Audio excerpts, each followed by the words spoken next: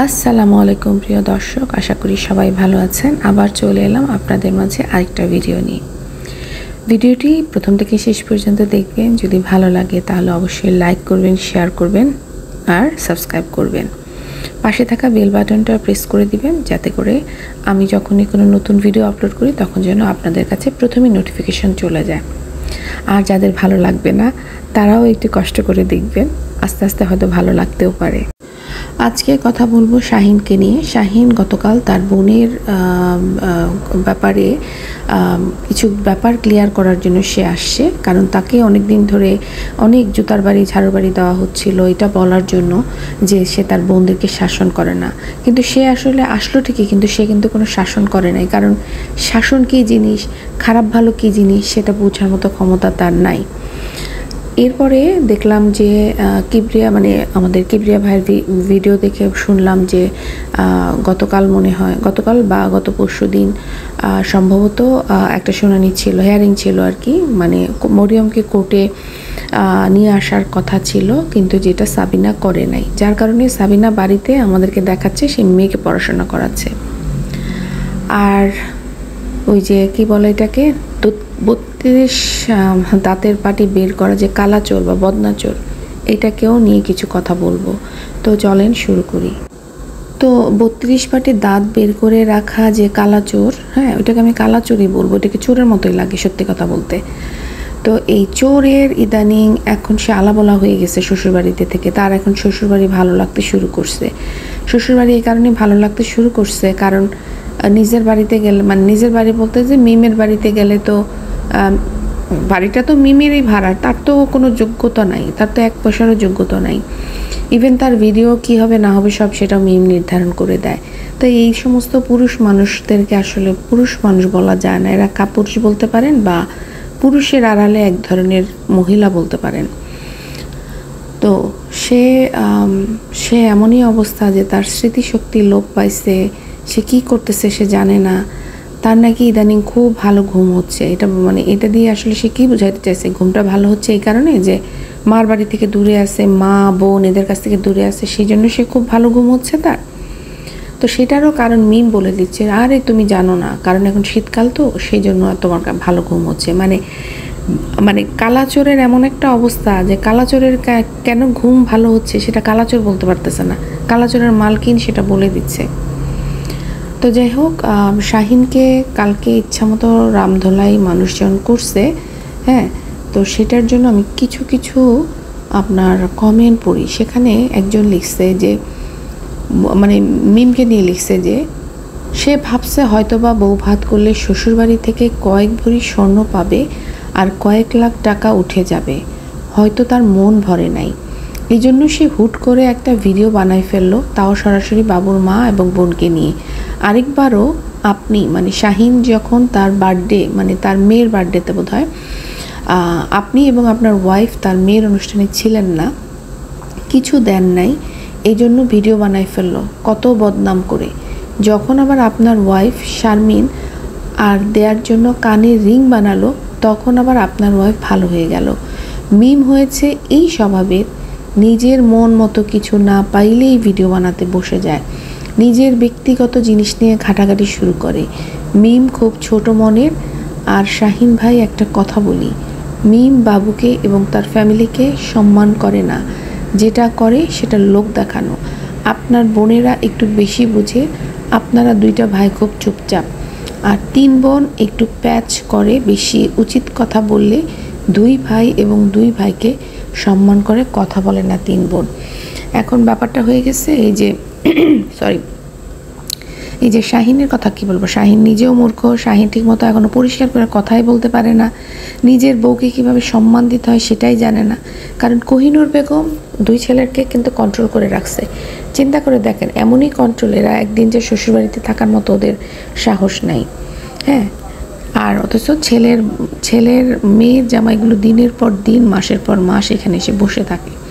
এইবার বলি আরেকটা কমেন্ট, শাহিন বলতেছে যে মিম নাকি ঢাকায় গেছিলো মেয়েকে ভালো স্কুলে দিবে, ভালো স্কুলে পড়াশোনা করাবে সেই জন্য, কিন্তু আমরা কিন্তু আরও জানি সে বলছিল যে তার মেয়ের অ্যালার্জির সমস্যা হয় গ্রামে থাকলে, চুলকানি, মশা ও গরম সমস্ত কিছু মিলে তার নাকি ভালো লাগে না গ্রামে, যার কারণে সে কিন্তু শহরে ছুটছিল। সেখানে যাওয়ার পরে সে বাসাবাড়ি সব কিছু করলো, করার পরে সে কিন্তু মেয়ের কোনো খেয়াল রাখে না। ইভেন মেয়ের যে চোখে সমস্যা, সেই সমস্যাটার জন্য কোনো দিন একদিনের জন্য মেয়েকে ডাক্তারের কাছে নিয়ে যায় নাই, সেই সময় তার নাই। সে প্রতিদিন শপিং আর তার স্বামীকে নিয়ে এই সমস্ত ফাতরামি করে তার সময় হয় না। তো সেই একজন আপু কমেন্ট করছে যে মিম তখন মেয়ের পড়ালেখার জন্য ঢাকায় গিয়েছিল, কিন্তু স্কুলে ভর্তি করে নাই। এখন মেয়েকে স্কুলে ভর্তি করবে, এখন গ্রামে থাকার চিন্তা করতেছে। এখন তো বাবুকে পেয়ে গেছে, বাবুর মার কাছে যায় নাই, মার সাথে দেখা করার সময় ছিল না। এইটা অজুহাত নাই হয়। 30 মিনিট দেরি করলেই দেরিতে হয়তো যেত, কত রাত করে যাওয়া আসা করে এরা, এখন দেরি হয়ে যেত। হাসি পায় শাক দিয়ে মাছ ঢাকা দেখলে। আসলেই তাই। কিন্তু মানে বাবু আবার বলার চেষ্টা করতেছে, যখন এই প্রশ্নটা শাহিন করছে যে ও বাবু হয়তো দেখা করার সময় পায় নাই, তখন মিম বাবুর দিকে তাকাচ্ছে। হ্যাঁ, আর বাবু তখন চেহারাটা কাচুমাচু করে বলতেছে যে ও আসলে তো আপনারা জানেন একটু ওর সাথে আর তার সাথে একটু মিসআন্ডারস্ট্যান্ডিং হয়েছে, সেই জন্য সে যায় নাই। এটাই হলো তার মেইন কথা। তার বউকে একটু একটু কথা বলছে, তার গায়ে লাগছে, কারণ তাকে জন্ম দিছে মনে হয় মিম, সেই জন্য তার গায়ে লাগছে। ঠিক আছে। তো সেখানে আরেকজন কমেন্ট করছে, ফ্যান ক্লিন করার টাইম ছিল, মায়ের সাথে দেখা করার টাইম ছিল না। আরেকজন লিখছে, তোমরা 3 বোন, বাবা মা ভাই বোন, কাউকে ভয় বা সম্মান করো না, এর জন্য তোমাদের বারবার স্বামী বদলায়। আর বাবু তো হচ্ছে মিমের হাতের পুতুল। একদম ঠিক। ওই আপুটা মানে এইসব মানুষগুলো যে কমেন্ট করে, এরা কিন্তু ভিডিও বুঝে কমেন্ট করে। আর কতগুলি যে সে ভিডিওতে কমেন্ট করে, সেগুলো হচ্ছে ভিডিও দেখে না, সেগুলো জাস্ট ওই যে একটু তেল মারা অয়েল মারা নিজের চ্যানেলের উপরে উঠানোর জন্য কথাবার্তা বলে। এই হারামজাদা জানোয়ার, এই কালাচোর, একে আসলে কি করা উচিত জানেন তো? দাঁতগুলি আছে না, সামনের যে সাদা দাঁত দিয়ে ভেটকি দিয়ে থাকে, এগুলোকে হাতুড়ে দিয়ে পিটায়ে ভাঙা উচিত। আর এটা হচ্ছে বাপ্পির চেয়েও অধম। বাপ্পি তাও মার সঙ্গে এই ধরনের বদমাইশি এখনও করে নাই। বাপ্পি প্রচণ্ড স্বার্থপর। আগে সে মার সাথে দেখাই করতে চাইতো না, শুধুমাত্র মেয়ের ওই তাবি আর খাবার আনার জন্য চাইতো। এত অকর্মণ্যা বউ বিয়ে করছে এরা যে এদের লজ্জাও নাই। এগুলো আবার দেখায় ওরা যে এদের বউ কতটা অকর্মণ্য আর এদের মা কতটা মানে স্কিলফুল, কতটা অ্যাক্টিভ। ওই যে কথায় কথায় বোঝায়, বড় আর বউর মতো বউকে যে সামনাসামনি বলবে সেই সাহসটুকু তাদের নাই। এরপর দেখেন যে মানে আমার কাছে মনে হয় কি জানেন, এই কুত্তা মানে এইটা তো দেশি কুত্তার থেকেও বড় কুত্তা, এটাকে মনে হয় রাস্তায় ফেলে, এই কালাচোরকে রাস্তায় ফেলে কুত্তাদেরকে বলা উচিত যে এটাকে লাইথা তোদের ঠ্যাং দিয়ে, তোদের যে ময়লা ঠ্যাং দিয়ে লাইথা এটার মুখের মধ্যে মুতে দে। কতটা কাপুরুষ চিন্তা করেন, এতদিন থেকে সে শ্বশুরবাড়িতে পড়ে আছে। হ্যাঁ, অথচ ঢাকায় গেছে তার দুলাভাইকে সময় দিতে, সেখানে নাকি গোল্ডের কি জিনিস রেখে আসছে, এত ইম্পর্টেন্ট সেই স্বর্ণের কানের দুল, যেটা আনার জন্য নাকি তারা ঢাকায় গেছিল, এবং সেটার জন্য সে ফ্যানও পরিষ্কার করার সময় পাইছে, কিন্তু তার মাকে দেখার সময় সে পায় নাই। সেই সমস্ত ফাউল কথাবার্তা আমাদেরকে বললে আমরা কি তাদেরকে জুতানো উচিত না? এই ধরনের ব্যাটাদেরকে বলেন। এবং সেই সোনার কানের দুল এত ইম্পর্টেন্ট, ঢাকা থেকে নিয়ে আসছে, এনে বাড়িতে ফেলে তারা চলে গেছে। এত ইম্পর্টেন্ট যেটা আনতে ঢাকা গেছে। মানে মিথ্যা কথা বলার তো দর্শকদেরকে ছাড়ার কারো কাছে তো মিথ্যা কথা বলতে পারবে না, তাই দর্শকদেরকেই বোকা বানায়। দর্শকদেরকে বোকা বানাইলেও কি যায় আসে, ওদের ভিউজ তো ঠিক আছে, এই জন্য ওরা আমাদেরকে নিয়ে নাটক করতে থাকে, আমাদেরকে নিয়ে খেলতে থাকে। বুঝতে পারছেন? আবার দেখেন যে এই ব্যাটা মানে এই মিম দেখেন, মিমের নাকি খুব মন খারাপ, অনেক কষ্ট। হ্যাঁ, তো এত কষ্ট নিয়ে ওরা এত বিয়ে শাদী কেমনে করে? ওর কষ্ট কোথায় বলেন? একটা মুহূর্তে আপনি দেখছেন কিনা জানি না, খুকির ভিডিওতে খুকি হঠাৎ করে রুমের মধ্যে ঢুকলো, ওকে দেখে বাবু উঠে গেছে, যাই না ওরা আকাম কুকাম করতেছিল কিনা দুজন মিলে। তো বাবু উঠে আসছে আর খুকি মিম কিন্তু চেহারাটা কোনোভাবেই দেখায় নাই, ওর চেহারাটা কিন্তু লুকাই রাখছে। ওর ভাবি যদিও মানে খুকি ওর ইয়েটা দিয়ে রাখছে, যখন লাইটটা জ্বালাইছে তখন কিছুক্ষণ পরে ও আস্তেই করে ওখান থেকে উঠে চলে গেছে। কিছু একটা তো লুকাইছে, হ্যাঁ, কান্নাকাটি করছে বা কিছু সামথিং কিছু একটা ছিল যেটা চলে গেছে। আর মিজানও এসে বসছিল।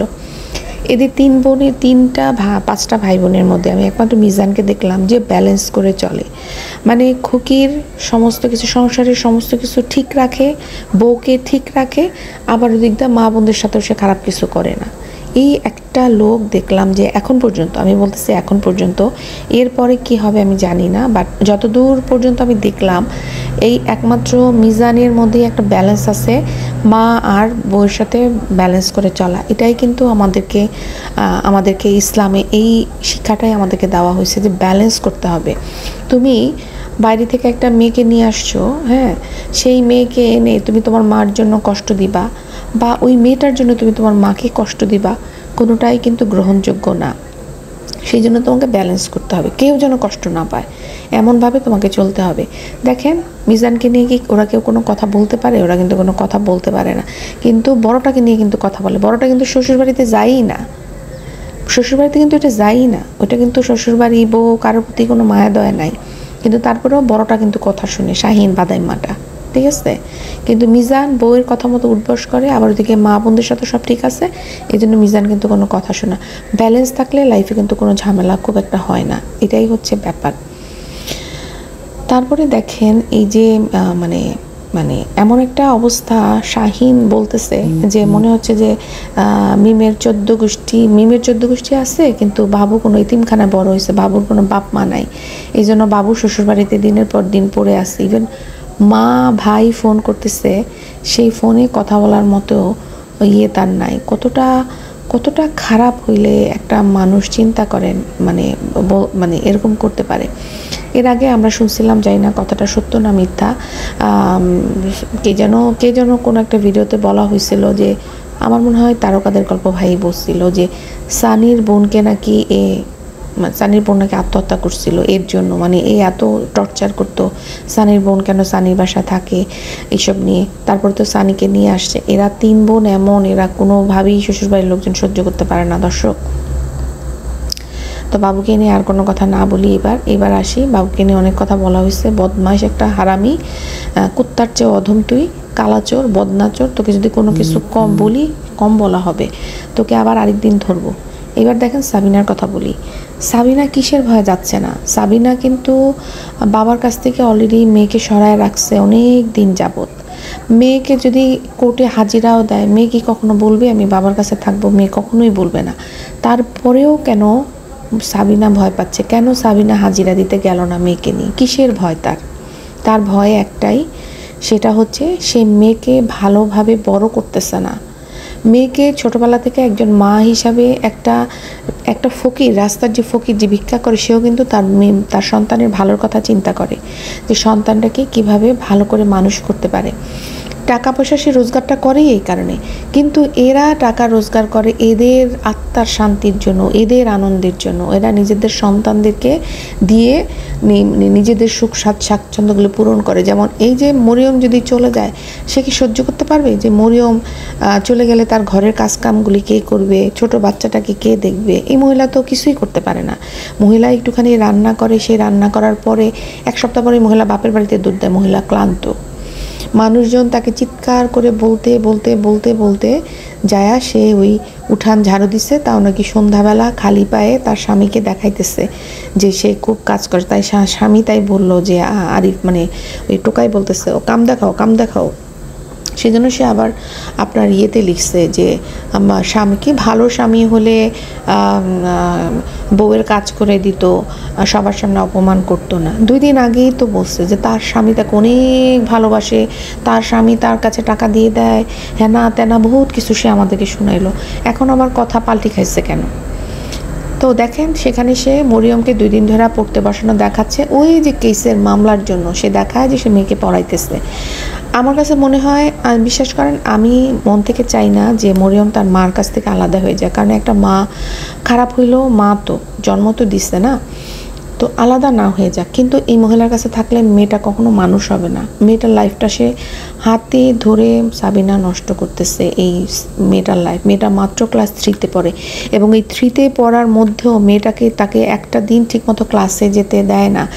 এই ছোট বাচ্চাটাকেও সে মরিয়মের হাতে ধরায় দিয়ে দেয়, মেয়েটা স্কুলে গিয়ে ক্লাস করবে নাকি ছোট বোনকে সামলাবে। তার মধ্যে আবার দেখেন, এই মহিলা একটা বাচ্চা সামলাইতে পারতেছে না, মহিলা আবার কি কারণে আরিফের বাচ্চা জোর করে নিল আল্লাহ ভালো জানে। এদের কি হেদায়েত কবে হবে সেই দেখার ইচ্ছায় থাকলাম যে এই 3 বোনের হেদায়েত কবে হবে। ইনশাল্লাহ আল্লাহ অচিরেই করবেন, এইটুকু বিশ্বাস আছে। কারণ এত নোংরামি দেখার পরে যদি এদের কোনো বিচার না হয় না, তাহলে মানুষজনের ইমান নষ্ট হয়ে যাবে। মানুষ ভাবে যে আরে এত বদমাইশি অসভ্যতা করেও এদের কিছু হচ্ছে না, এই ইমান নষ্ট হয়ে যাবে। সো আল্লাহর কাছে ইচ্ছা, আল্লাহ যেন মানুষের ইমান নষ্ট না হয়। যারা নোংরা তাদের সাথে কি হয় সেটা যেন আল্লাহ দেখায় দেয়।